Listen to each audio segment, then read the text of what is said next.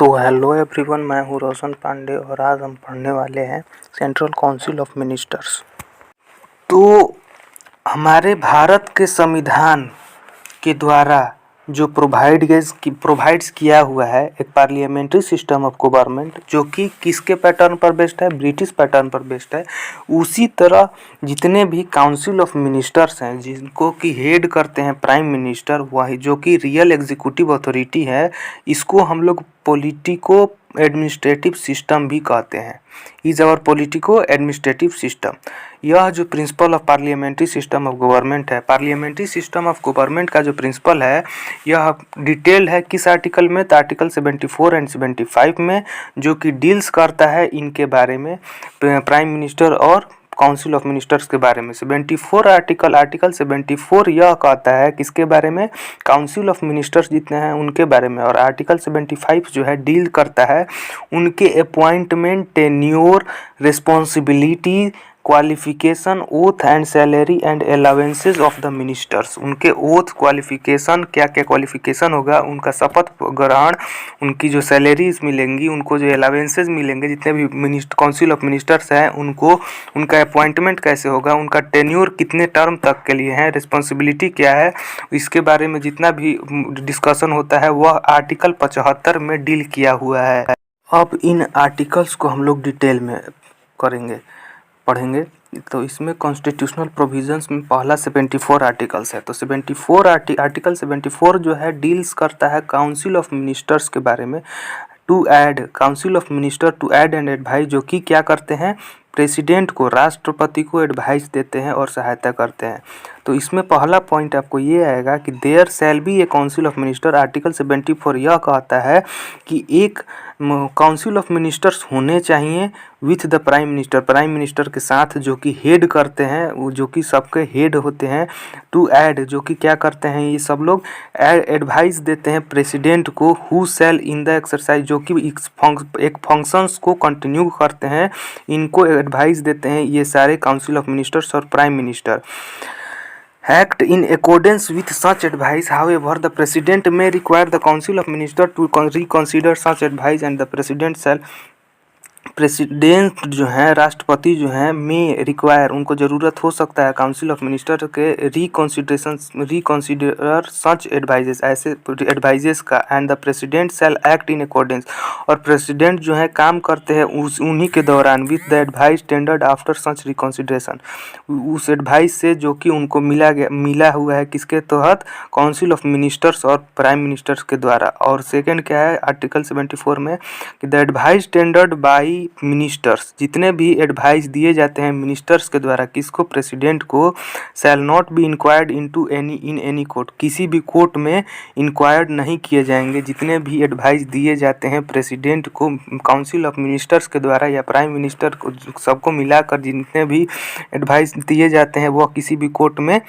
वो नहीं है, इंक्वायर्ड नहीं किए जाएंगे। आर्टिकल 75 जिसमें कि अदर प्रोविजंस हैं मिनिस्टर्स के लिए, वह क्या है? द प्राइम मिनिस्टर, इसमें आर्टिकल 75 में यह पहला चीज़ है कि प्राइम मिनिस्टर जो है शैल बी प्रेसिडेंट के द्वारा अपॉइंट किए जाएंगे, और जो दूसरे मिनिस्टर्स हैं वह अपॉइंट किए जाएंगे किसके द्वारा? प्रेसिडेंट के द्वारा हैं, लेकिन किसके एडवाइस पर? तो प्राइम मिनिस्टर के एडवाइस पर। जो टोटल नंबर ऑफ मिनिस्टर्स हैं इंक्लूडिंग प्राइम मिनिस्टर, जितने भी टोटल नंबर ऑफ मिनिस्टर्स हैं प्राइम मिनिस्टर के मिलाकर काउंसिल ऑफ मिनिस्टर्स में, वह जो है 15% से एक्सीड नहीं करना चाहिए, बढ़ना नहीं चाहिए, ऑफ टोटल स्ट्रेंथ। लोकसभा में जितना टोटल स्ट्रेंथ है लोकसभा का, उसका 15% से ज़्यादा नहीं होना चाहिए जितने भी काउंसिल ऑफ मिनिस्टर्स हैं उनका नंबर।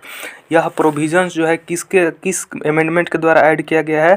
तो 91st अमेंडमेंट एक्ट 2003 के तहत इस चीज़ को ऐड किया गया है कि जितने भी काउंसिल ऑफ मिनिस्टर्स के नंबर हैं वह 15% से एक्सीड नहीं करेंगे, टोटल लोकसभा के स्ट्रेंथ के 15% से वह एक्सीड नहीं करेंगे।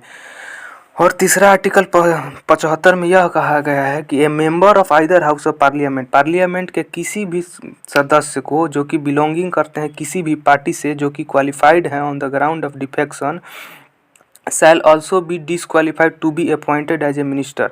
यदि कोई भी मेंबर, कोई भी सदस्य पार्लियामेंट का किसी भी हाउस का हो, यदि वह बिलोंगिंग करता है किसी भी पॉलिटिकल पार्टी से और वह एंटी डिफेक्शन एक्ट के तहत डिसक्वालीफाइड कर दिया जाता है अपने मेंबरशिप से, तो वह जो है डिसक्वालीफाइड हो जाएगा मिनिस्टर से भी। यदि वह मिनिस्टर बना होगा तो वो भी डिसक्वालीफाइड हो जाएगा, मिनिस्टर नहीं बनेगा।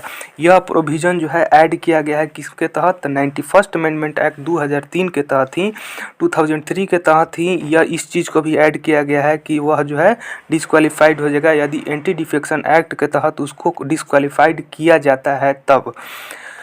आर्टिकल फिर फोर्थ क्या कहता है? The minister shall hold office during the pleasure of the president. जितने भी मिनिस्टर्स हैं, काउंसिल ऑफ मिनिस्टर्स जितने भी हैं, वह प्रेसिडेंट के प्लेजर पर होल्ड करेंगे अपने ऑफिस को। और जो काउंसिल ऑफ मिनिस्टर्स हैं shall be collectively responsible to the Lok Sabha. और जितने भी काउंसिल ऑफ मिनिस्टर्स हैं वह कलेक्टिवली रिस्पॉन्सिबल हैं किसके लिए? तो लोकसभा के लिए।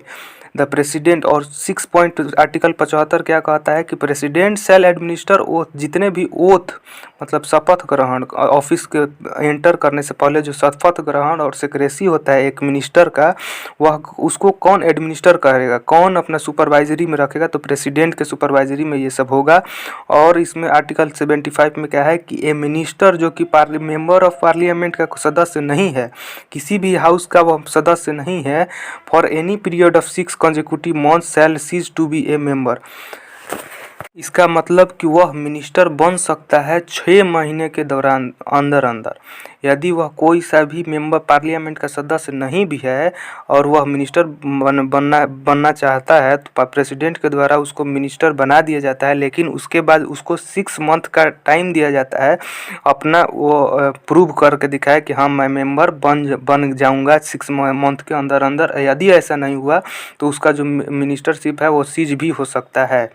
द सैलरी और 6 महीने के बाद, जितने भी 6 महीने का टाइम दिया गया है उसके बाद यदि वह नहीं कर पाता है तो उसका वह जो है मिनिस्टरशिप सीज किया कर दिया जाएगा। और जो सैलरी और अलाउंसेस मिनिस्टर्स के हैं वह किसके कौन डिटरमाइन करता है? जितने भी मिनिस्टर्स हैं, काउंसिल ऑफ मिनिस्टर्स जितने भी हैं उनका जो सैलरीज और अलाउंसेस हैं वह डिटरमाइन किया जाता है पार्लियामेंट के द्वारा, संसद के द्वारा ये सब डिटरमाइन किया जाता है। जितने भी सैलरीज और अलाउंसेस हैं मिनिस्टर्स का, काउंसिल ऑफ मिनिस्टर्स का, उनका पार्लियामेंट संसद के द्वारा यह सब डिटरमाइन किया जाता है कि उनको कितना दिया जाएगा कितना नहीं। आर्टिकल 77 भी क्या कहता है इसको भी पढ़ेंगे, जो कि दिया हुआ है एम लक्ष्मीकांत की किताब में, तो देख सकते हैं आप सब।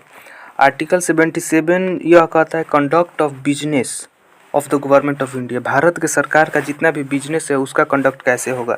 तो जितने भी एग्जीक्यूटिव एक्शन है सरकार के, गवर्नमेंट ऑफ इंडिया के जितने भी एग्जीक्यूटिव एक्शन है वह एक्सप्रेस किए जाएंगे, लिए जाएंगे किसके? On the behalf of president जितने जो राष्ट्रपति हैं उनके बिहाफ पर जितने भी एग्जीक्यूटिव एक्शन है सरकार के, भारत के सरकार के, उनका जितना भी एक्शन है वह उनके बिहाफ पर लिया जाएगा, उनके नेम पर लिया जाएगा।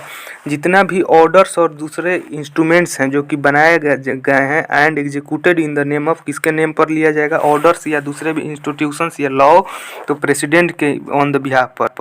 और जितने भी ऑर्डर और इंस्ट्रूमेंट जो कि एग्जीक्यूटेड या बनाए जा चुके हैं प्रेसिडेंट के द्वारा, भारत के राष्ट्रपति के द्वारा, उनको क्वेश्चन नहीं किया जाएगा किसी भी बेसिस पर, चाहे कुछ भी हो जाए, यदि वैलिडिटी हो तब तक के लिए।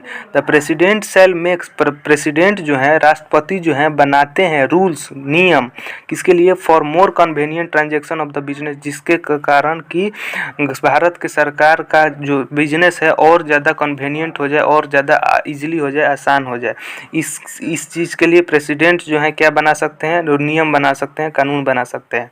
अब आर्टिकल 78 क्या कहता है? तो आर्टिकल 78 प्राइम मिनिस्टर का क्या ड्यूटीज़ होता है उसको बताता है। इट शैल बी द, अभी वो कहता है article 78, it shall be the duty of the prime minister, यह प्राइम मिनिस्टर का ड्यूटी है कि वह जो है काउंसिल ऑफ मिनिस्टर और प्रेसिडेंट के बीच में क्या बनाए? अपना कम्युनिकेशन बनाए, कम्युनिकेट करें किसी भी मैटर जो कि रिलेटेड है यूनियन और प्रोपोजल्स लेजिस्लेशन में, जितने भी यूनियन और जो बिल्स पास होते हैं या जो भी affairs, administration of the affairs से रिलेटेड कोई भी अधिक इशू होगा तो उसका कम्युनिकेशन कौन करेंगे? प्राइम मिनिस्टर करेंगे प्रेसिडेंट और काउंसिल ऑफ मिनिस्टर के बीच में। To furnish such information relating to administration of the affairs of the union and proposals for legislation as the president may call for। कोई भी मैटर जिस पर कि मिनिस्टर जो हैं डिसीजन दे चुके हैं और काउंसिल ऑफ मिनिस्टर का कंसिडरेशन उस पर नहीं मिल रहा है, उस स्थिति में at that point of time में प्रेसिडेंट जो है क्या कर सकते हैं, रिक्वायर मांग सकते हैं क्या, तो उसको सबमिट करने के लिए काउंसिल ऑफ मिनिस्टर को अपना कंसिडरेशन।